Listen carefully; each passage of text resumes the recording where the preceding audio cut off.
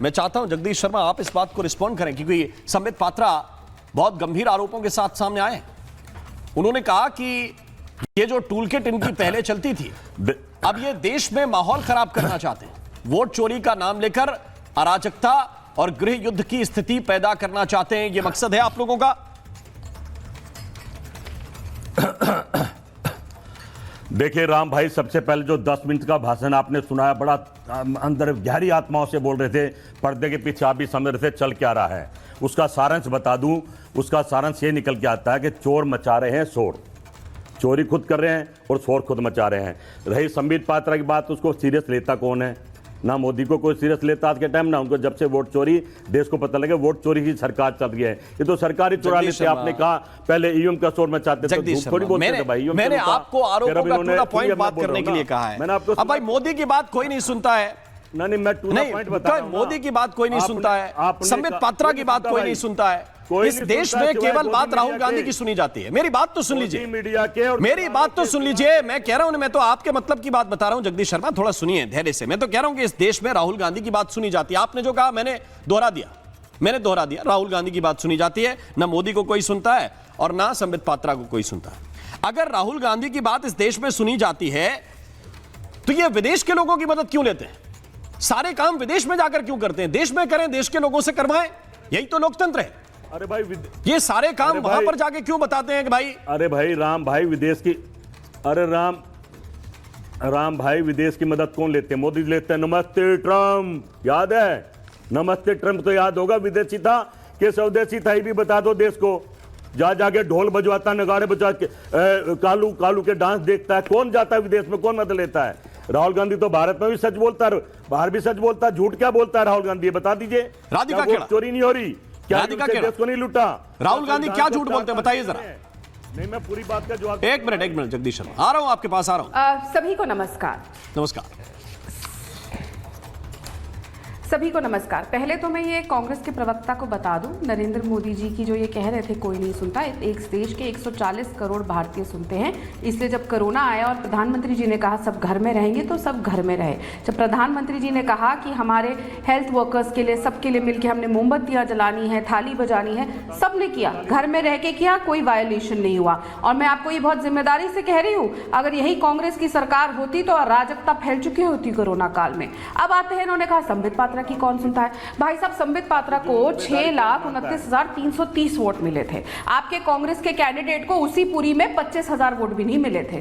तो किसकी कहां सुनी जा रही है, ये भी बात है। और एक और बात बिल्कुल सही, हमारी कोई नहीं सुनता क्योंकि हम जनता की सुनते हैं। हम जनता के सेवक हैं, जनता के नौकर है। राजशाही परिवार से आप हैं, इसीलिए आप अपनी सुनानी की चलते हैं। दूसरी बात, अब ये बताइए ना, पवन खेड़ा यहाँ पे मेरे सामने है, महाराष्ट्र कांग्रेस मेरे सामने है, हिमाचल कांग्रेस, पुलकित सिन्हा, ऑल्ट न्यूज कैरावैन और प्रतीक सिन्हा तो सब जानते हैं, ये फैक्ट चेकर सिर्फ कांग्रेस पार्टी के लिए है। टीम 7 ऑफिशियल कौन सा एक्टर चलाता है, सावधान इंडिया वाला, वो भी सब जानते हैं। फिर रही बात, ये सारे के सारे अर्पित, मजहूर, निधि सिंह राठौर, और ये सारे अकाउंट्स ऐसे भी है राम जी, अगर आपको याद होगा एक टूल किट हमने देखा था जब देश में अराजकता फैलाने की कोशिश करी जा रही थी किसान आंदोलन के समय।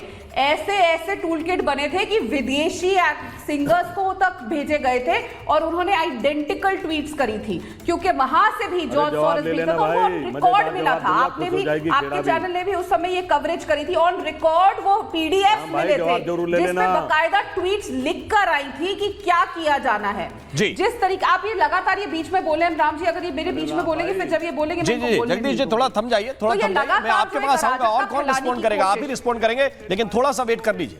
मुझे तो बोलने नहीं दे रहे आप लोग। अरे जगदीश शर्मा, राहुल गांधी, अरे सब्र तो कीजिए, डिबेट अभी ऑन हुई है, कि युवा को अभी खत्म नहीं हो रही, थोड़ा सब्र कीजिए भाई। अरे फिर ये भाषण क्यों सुनवा रहे हो भाई?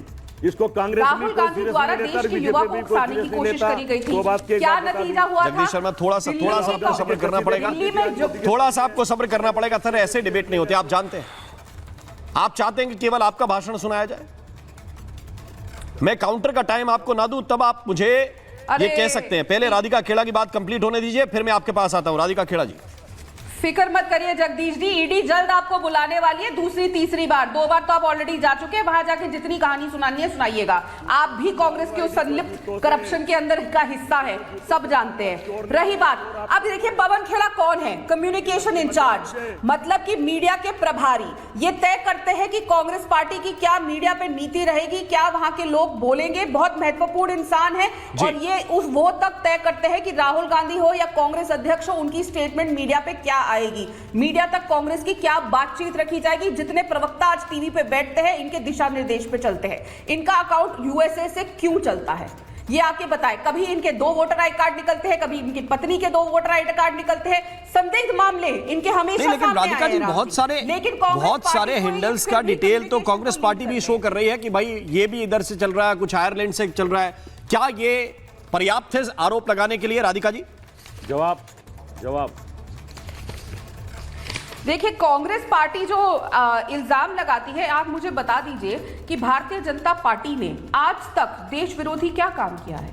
क्या हमने किसान आंदोलन के समय किसानों को उकसाने की कोशिश करी? क्या खालिस्तान के कहने पे चले? आपको याद है कितने खालिस्तानियों के अकाउंट और कितना खालिस्तानी इंटरफेरेंस था? मैं फिर याद दिलाती हूँ, कांग्रेस ने जॉर्ज सोरोस का जो टूल किट आया था, बकायदा अपने प्रवक्ताओं को भेजा था, बकायदा उस टूल किट से सबने ट्वीट किया था। ये टीम 7 ऑफिशियल जिसका मैंने आपको यहाँ पे दिखाया, ये टीम 7 ऑफिशियल एक बहुत वेल नोन एक्टर चलाते हैं जो सावधान इंडिया को होस्ट करते थे जी। उनके वहां से भी माध्यम से भी ये भेजेगा। मैं बहुत जिम्मेदारी से ये बात कह रही हूँ, लेकिन तब भी अराजकता नहीं फैला सके। जब जब इस देश में आप देखिए, और ये आजकल फिर राहुल गांधी सहपरिवार बाहर है। 2 दिन पहले ही वीडियो आया और जगदीश शर्मा जी ज्यादा अच्छे बताएंगे कि दुबई इनके नेता रॉबर्ट वाड्रा क्या करने गए हैं। जगदीश शर्मा रिस्पॉन्ड कीजिए। ओके, थोड़े और खड़गे साहब ने खुद पत्रकारों को डीब्रीफिंग में बताया कि राहुल गांधी भी बाहर जा रहे हैं।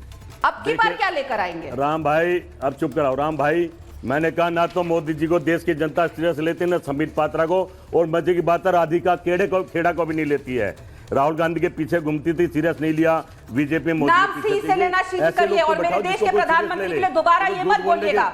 ये 11 साल से बाहर बैठे हैं और 1100 साल भी बाहर रहेंगे। इनको कौन देश के प्रधानमंत्री के लिए तमीज से बात करिए। तो आप तो सीरियस लेंगे। आपके राहुल बाबा नहीं है कि कुछ भी बोल देंगे और हम सुन लेंगे। तो झूठ बोलने के लिए राहुल गांधी ने लिफ्ट नहीं दी। मेरे देश के प्रधानमंत्री के लिए तमीज से बात करना जगदीश शर्मा। हम मोदी जी भी नहीं लेंगे।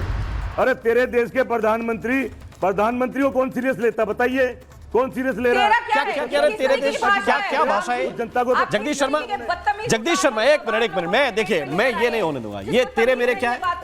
ये क्या तेरे मेरे? बता रहा हूं ना, अपने घर में जाके ये क्या तेरे मेरे? जगदीश शर्मा और कांग्रेस पार्टी की महिलाओं से दोबारा मेरे से ऐसे मत बात करना, वरना जेल की सलाखों के पीछे रहोगे बदतमीजी करने के लिए महिला से। मेरे को ईडी की धमकी, ईडी भी नहीं छोड़ेगी तुमको, याद रखना। पहले चक्कर बहुत चल रहे, जितना करप्शन तुमने किया, रॉबर्ट वाड्रा के पैसे संभाल लेने के लिए पूरी कांग्रेस जानती है। 7 बार ईडी भेजी तुमने, ईडी को पता है राहुल जा चुके हो ना। ईडी ने पूछताछ करी थी ना, कांग्रेस ऑफिस के बाहर से उठा के लेकर गए थे, याद है ना? प्रियंका गांधी पूछती तक नहीं है, थूक के चली जाती है तुम पे बाहर से, तू करके बात करेंगे छोड़ेगी। और तमीज में रह के बात करना जगदीश शर्मा। आखिरी बार बोल रही हूँ, मेरे देश के प्रधानमंत्री के लिए अगर बदतमीजी करी तो विषय पे आइए। मैं दोनों से अनुरोध करना चाहता हूँ कि आप विषय पे आइए।